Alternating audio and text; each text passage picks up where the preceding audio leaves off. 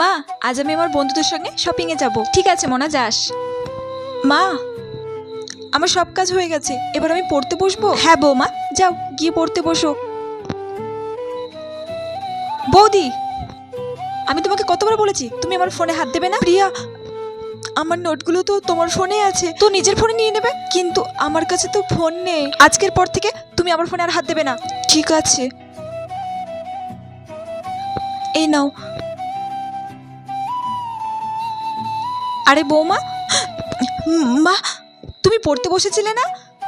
কাজ ছাড়ো, যাও গিয়ে পড়তে বসো। মা, প্রিয়া ওর নিজের ফোনটা নিয়ে নিয়েছে, তাহলে আমি কি নিয়ে পড়তে বসবো? এই প্রিয়াটা না কোনোদিনও শুধরোবে না। দাঁড়াও, আমি দেখছি। বৌমা, এই নাও নতুন ফোন, আজ থেকে এটা নিয়ে পড়াশোনা করবে তুমি। এই নাও। অনেক অনেক ধন্যবাদ মা তোমাকে এত ভালোবাসা দেওয়ার জন্য।